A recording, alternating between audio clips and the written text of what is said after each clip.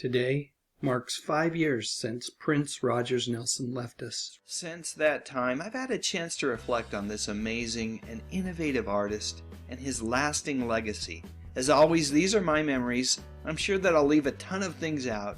If you want all the details, Wikipedia is just a quick mouse click away.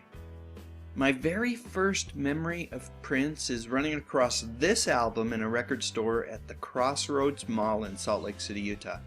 I had read about Prince in Rolling Stone and I did like the song Controversy. But at the time I was listening to a lot of album-oriented rock, bands like REO Speedwagon, 38 Special, Journey and the Tubes. I actually came close to purchasing this album though that day, mostly because there was a poster inside. But albums were pretty expensive back then, usually $7 or $8. If you adjusted for inflation now, I'm sure it would be well over $20. So anyway, I put the record back in the bin and went home with an album called Bad for Good by Jim Steinman. I don't regret that purchase at all. Still, to this day, I wish I'd been able to buy both. So anyway, the first album by Prince that I actually did buy was 1999. Back then, you would buy an album based on the strength of 1 or 2 singles, and this one had the title song plus another killer track, Little Red Corvette, which turned out to be Prince's biggest hit at the time. These days, I hear 1999 quite a bit more for some reason. I'm not sure why. It's funny to think about this song now. When Prince wrote it, 1999 was years away. It was the future. Anyway, this album was huge. But just around the corner was a little movie that was going to blow things wide open. I'm talking about Prince's debut film, of course, Purple Rain. It was huge. I saw it in the theater not once but twice. Semi-autobiographical. At the time, I was positive that I was seeing the actual story of how Prince became Prince. And while the acting was exactly what you might expect, not all that great, the music was so good.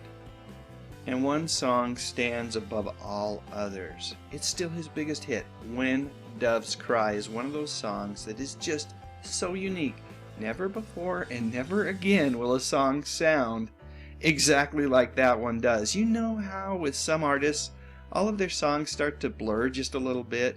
Well, this song refuses to be blurred. Quite frankly, this was a hallmark of Prince's songwriting career. He's always been trying to find new sounds, and you would hear it in marathon sessions where he would spend hours inside of his studio in pursuit of some sort of new sonic landscape. Well, When Doves Cry is the perfect example of this quest for excellence. With all that said, it's not my favorite Prince song.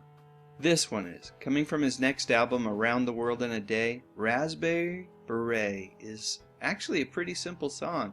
It's a song that's easy to sing along to, and Prince, well, he had me hooked from the opening lines. Working part-time and a 5 and dime, my boss was Mr. McGee. Anyone who knows me knows that I'm attracted to that idea of a simple life, Mayberry if you will, and this one hit the nail on the head.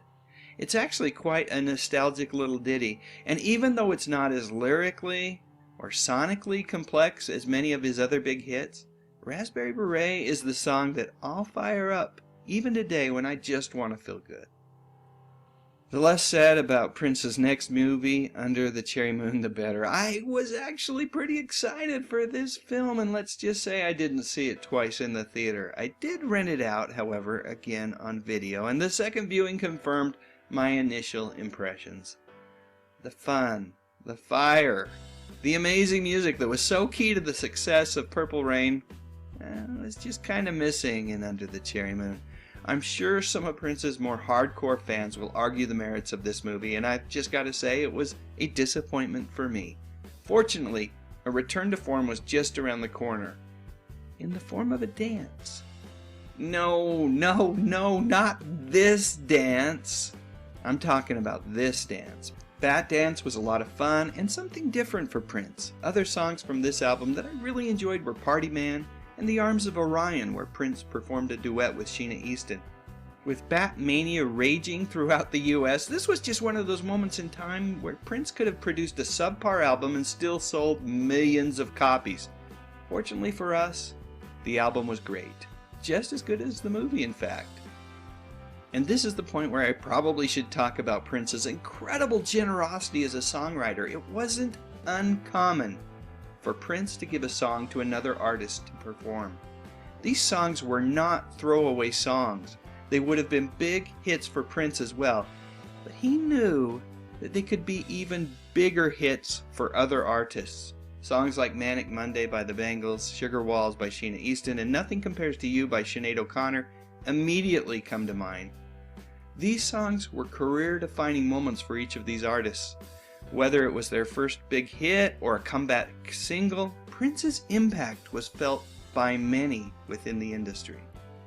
The 90s were kinda bleak for Prince from my perspective. His ongoing feud with Warner Brothers Music, the name change, the symbol, I don't know. All of that just kinda took away from what I was after when I listened to music. Prince still had some hits in the early 90s, most notably Cream and The Most Beautiful Girl in the World.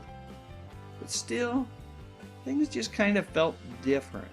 When the business of music takes precedence over the beauty of music, well, Prince knew that things weren't the way they should be, and it would take years for him to get to the point where he was able to just make music for the love of music again. I knew that things were finally better for Prince when I saw him perform during the Super Bowl halftime show in 2007. The energy, the hits, and the smile. It was all back.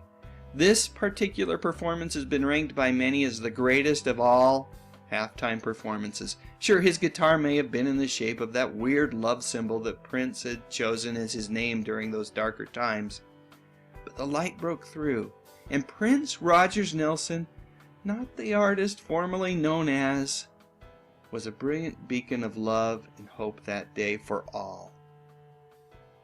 I mentioned at the very beginning of this video about the accidental overdose in 2016. I don't want to go into the details here. It's a bummer, and you can read all about it elsewhere. Instead, I choose to focus on the man's life, his musical legacy, and the absolute joy that you could see on his face whenever he was singing a song or playing that guitar. You can see it here. Joy, exhaustion, exuberance. It's all on his face. And there's an intensity there. This man was driven to make music. His music. And he did it for more than 4 decades. That's quite a legacy, and that's why I am remembering Prince today. Alright, now it's your turn. Were you a fan of Prince's? If so, share your memories in the comments section. And while you're at it, I'd love a thumbs up if you enjoyed this video. Maybe even share it on Facebook or Twitter. And I would be honored, absolutely honored, if you would consider subscribing to my channel. I talk about music from the 60s, 70s, and 80s. You know, the good stuff. But most importantly, as always, thank you so much for watching.